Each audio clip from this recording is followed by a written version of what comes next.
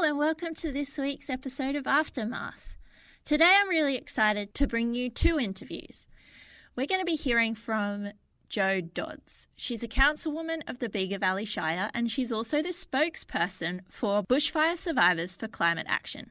In this interview, I talked to Jo about the process where bushfire survivors for climate action were approached by the Environmental Defender's Office, where they're launching legal action to compel the Environmental Protection Agency, which is a state agency as part of the New South Wales government, where they're compelling them to mitigate greenhouse gases in order to avoid catastrophic fire damage in the future.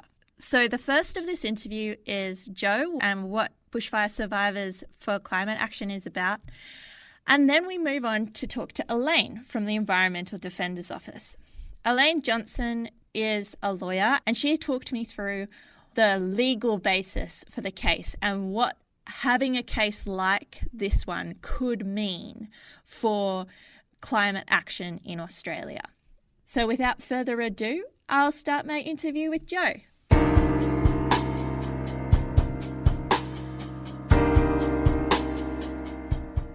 I'm here today with Jo Dodds, who's been on the podcast before talking about her action as a local councillor and as the spokesperson for bushfire survivors for climate action. Jo, how are you going today? I'm going really well, Eve. It's a beautiful, bright, sunny day here. Yeah, that's always great. You've been getting a bit of attention at the moment for your legal challenge of the Environmental Protection Agency with the Environmental Defender's Office for their inaction on mitigating greenhouse gas emissions. How did you start approaching the EDO? And, would you mind talking us through the process of getting this challenge started? Yeah, look, I can't take much of the credit for getting it started. This is the EDO's bread and butter. So they came up with the position and put it to us. So we are now the litigants, as the people who've been most affected by the failure of the EPA to have climate change policy and practice. So we've been working with the EDO for months and months now, making sure we had a good, strong case, doing all the sort of legally background things that we needed to do before we could take the case to court. And that included negotiating with the EPA to see if they'd come to the party and produce those documents without us having to go to court. But the documents they did produce weren't up to the standard that we thought was applicable, and they weren't willing to negotiate on that. So in the end, we thought, right, it's time to go to court. Okay, and so would you mind, are you allowed to say what kind of documents you were asking for?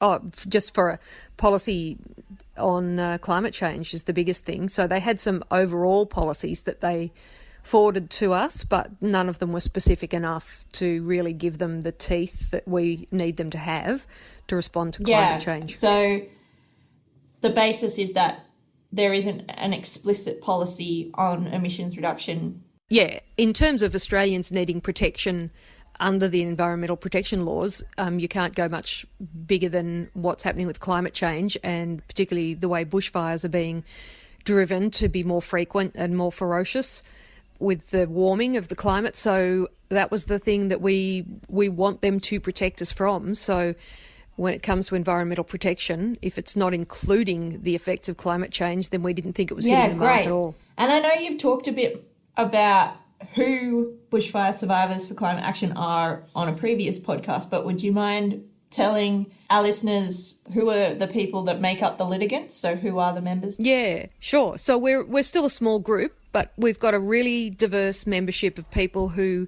have been impacted in some way by bushfires. So that runs from people who have fought fires as volunteers, people who are professionals in emergency services, people who've lost their homes or businesses to bushfires, and people who've been impacted living in areas where there are bushfires and having had to evacuate their homes, living in fear of losing their homes and contents. So it's a pretty broad range, and we would certainly welcome more members because we know there's a lot of people who've been impacted in ways they might not think are worthy of attention, but even if you've been living in an area where you were impacted by the bushfire smoke, and I know that many, many more people were impacted by the smoke than by the actual flames, that caused a lot of illness, stress, breathing conditions. It even had implications for heart conditions. So all of those people we would also count as bushfire survivors. So that's the wide group that we've got. We come from all across Australia. We've got people in Queensland, New South Wales, Victoria, South Australia. Not sure if we've got any Tasmanian people yet. Someone from Alice Springs. So we're pretty big now in breadth, and our main mission is to talk about our personal experiences with bushfire as a way of raising the bigger issue of climate change. Yeah, and that's so important. Just getting back to the legal challenge then, considering you've got members in so many different states and territories, was there a reason that New South Wales EDO reached out, or? Well, I guess it was New South Wales EDO who began the process, but it's also the state in which we've got the most members, coincidentally, because this case had begun long before the summer fires that we saw, the 2019-20 fires. New South Wales is probably the most affected state in those fires, and I think, from my understanding, that the Bega Valley Shire, which is where I live, is one of the most affected shires, certainly in terms of the breadth of the fires. So it's also time for New South Wales to lead the way. We haven't seen much action from the federal government. New South Wales is the next biggest state, so it'd be nice if they led the way on acting on climate and showed the federal government and the other states how to do this. Although, I'll note, Western Australia just last week their EPA did do some great work in terms of climate policy. So other states are taking this action now, as we'd like to see. Okay, and that's the basis of the legal challenge, isn't that you are asking the EPA for damages or anything like that. It's to encourage them or legally compel them to legislate to take action on climate. Is that correct? Yeah, we don't want money. That's not what this case is about. It's about the EPA's remit is to protect the environment, and the biggest threat to the environment in Australia at the moment is climate change. So we need them to be tackling that front on, as it is squarely in their remit. So we need to see those policies and to see the action coming out of the EPA. And on outside of that, we don't intend this as a criticism or we don't want to go into battle with the EPA. We want to support them to do the good work that we know that they can do in this space. And alongside that, we're very supportive of the Minister for the Environment, New South Wales, Matt Keane. His position has been really good. We've been impressed with what he's been saying about climate change, the work he's done in that space, but we know it's also really hard in this environment of people pushing back against addressing this issue, particularly the big mining and fossil fuel sectors. So we want to really praise the Minister and say we understand how hard it is and keep going. We're on your side and we really appreciate what you've done so far. When you were talking about the community and how you're willing to work together to move forward, I just thought how impressive that is, considering you are, by the name of your organisation, Survivors. How, as a community, are you navigating, the really personal and really immediate impact of the fires, as well as thinking so broadly and so systematically to combat the long-term risk in the future? I think we're lucky that we've got a really good, tight team on the board, and we're people who have come to this reluctantly. None of us was planning on spending our days and nights working on this, but, we've all seen what the future's doing, what's going to come to everybody if we don't act urgently on climate. So we're people who find it hard to sleep at night if we're not doing something during the day that we hope makes a difference to slow that down and hopefully one day stop the escalating risks. So, yeah, it's hard for some people whose recent experiences with fires are really present for them, or they're struggling to rebuild their home. I mean, we've got people from the Tathra fire who still haven't even laid the first foundation for their new homes, even though they were well insured, even though they did everything right 2 years later, they're still in rented accommodation and waiting to put that first, bit of work into the ground. And we've got other members who were unfortunately lost homes in this season's bushfires who are also speaking out. So people are really stepping out of their comfort zone to do a lot of this work, but they're doing it because they feel passionately that they're the people who need to speak out now about what it feels like to lose everything in a bushfire and what it's costing Australian communities, because there's a lot of talk about how much it will cost to address climate change, and that's never balanced against what it is already costing Australian communities to not address climate change sufficiently, because it's costing our jobs, it's costing our homes, it's costing all of the treasured things we keep in our homes, and probably worst of all for many of us, it's costing our peace of mind.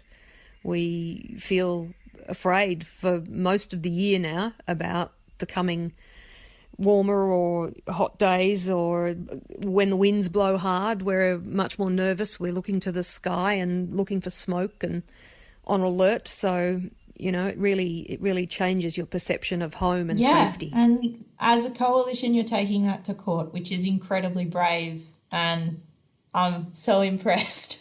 It's kind of like not having anything to lose.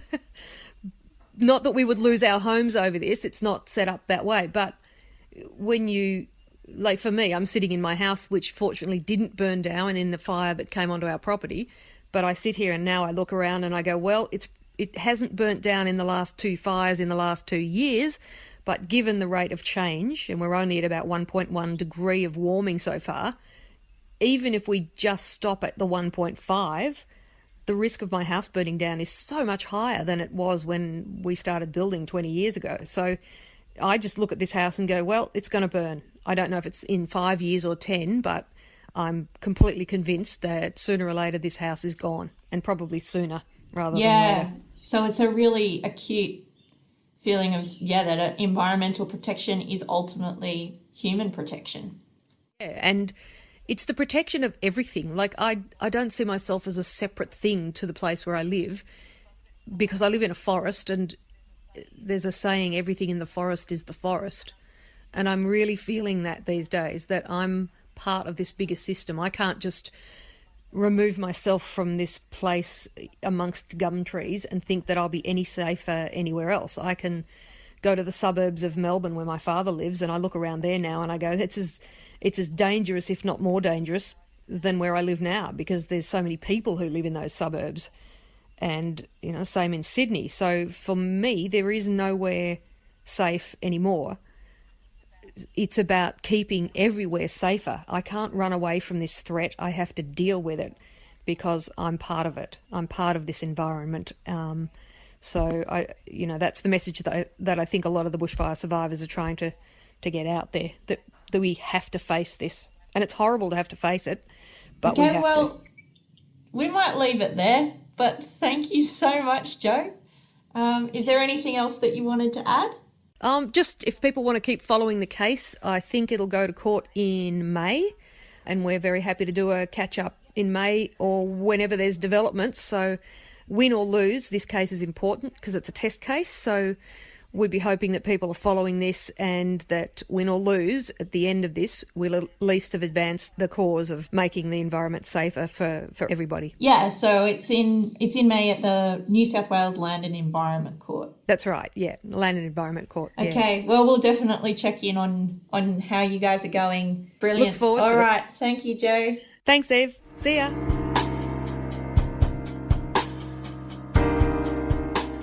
Thanks again for Jo for coming on. It's so awesome to have such a passionate and impressive friend of the Climactic Network. Like Jo said, she's one of the litigants for this case.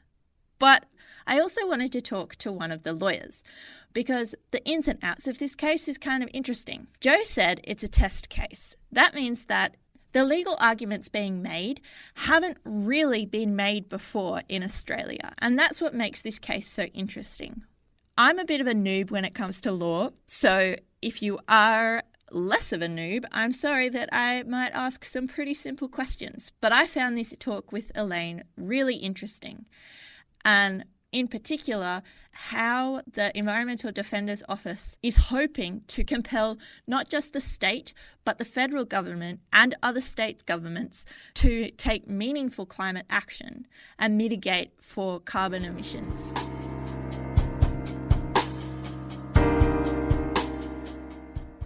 So you're one of the principal solicitors taking legal action against the Environmental Protection Agency based on the 2019 and 2020 bushfires.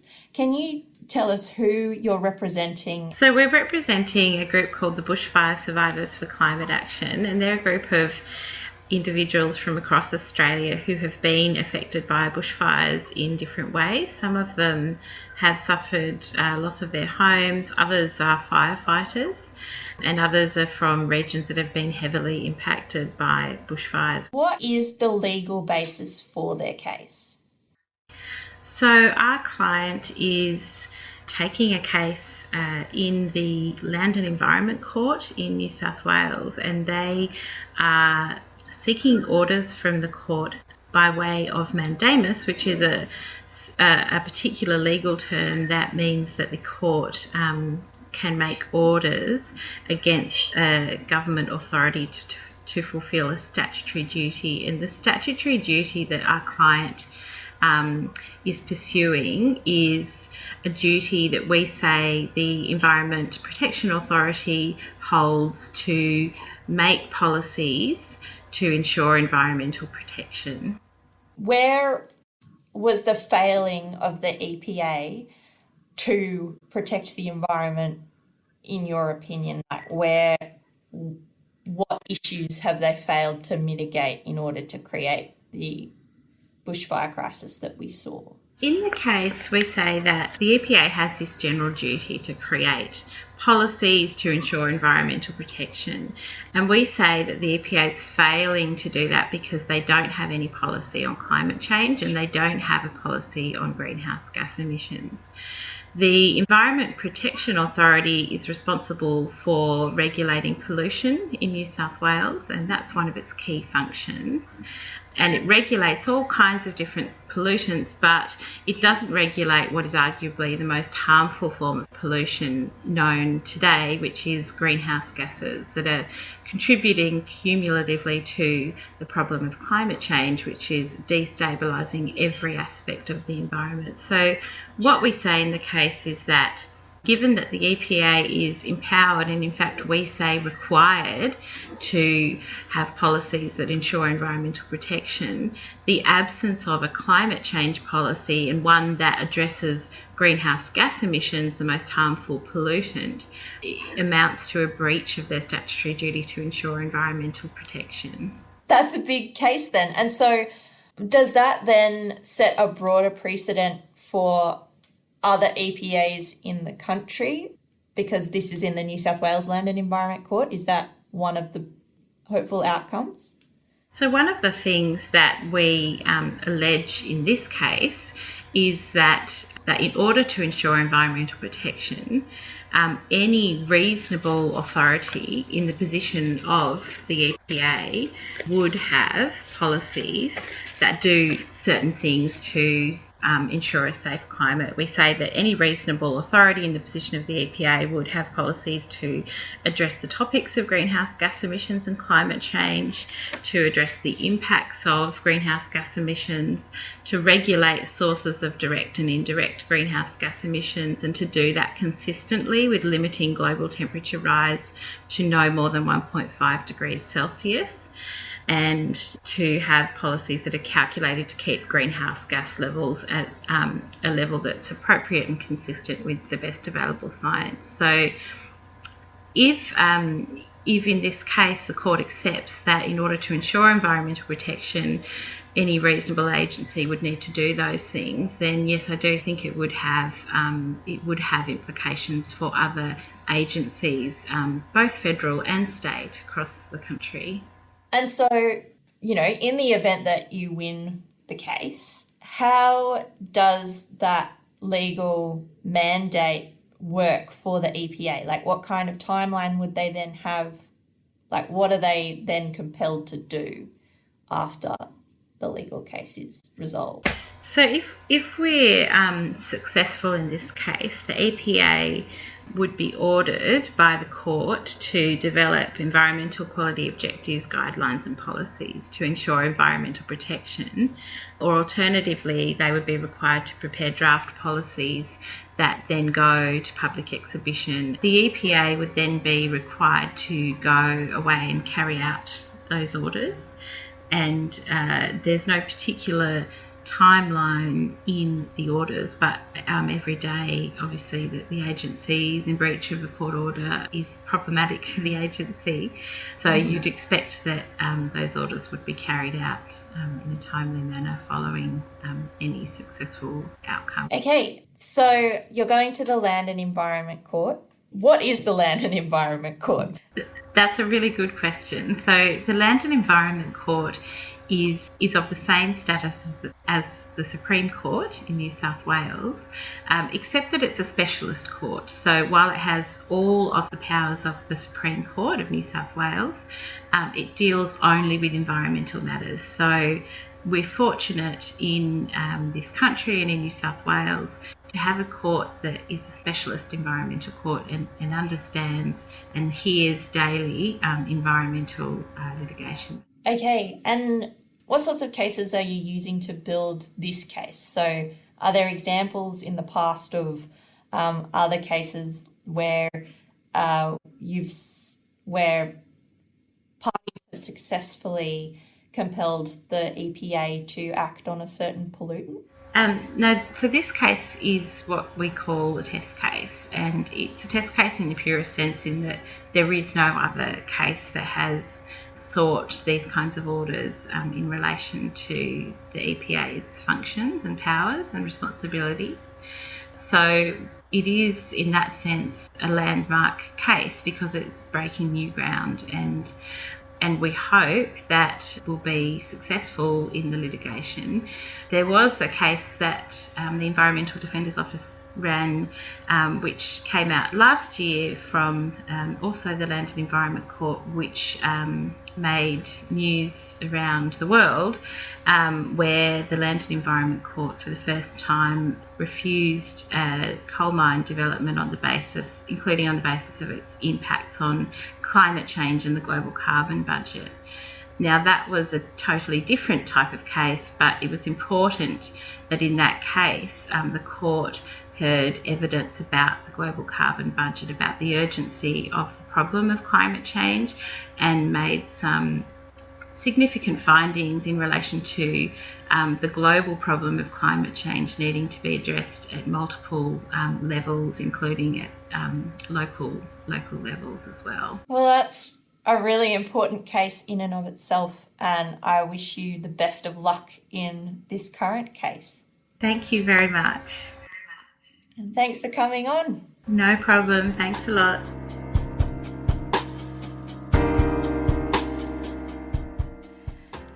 Thanks again to Elaine and Joe for such interesting talks.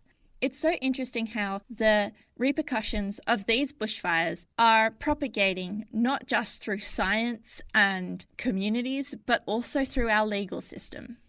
I'm really interested to see how the case goes. Next week is going to be a bit of a different episode.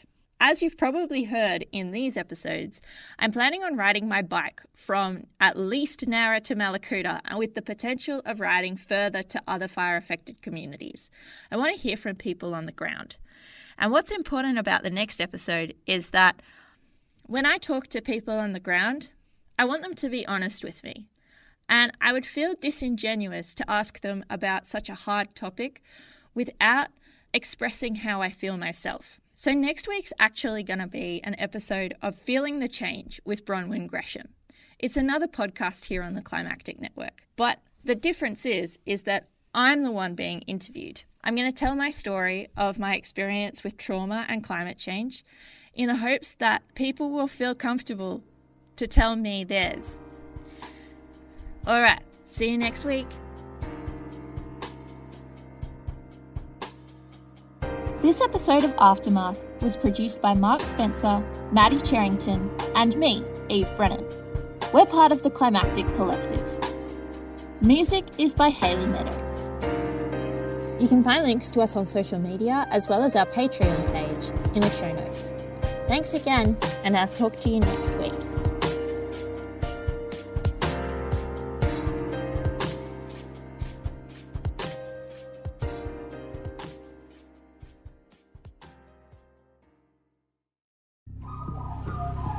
The Climactic Collective.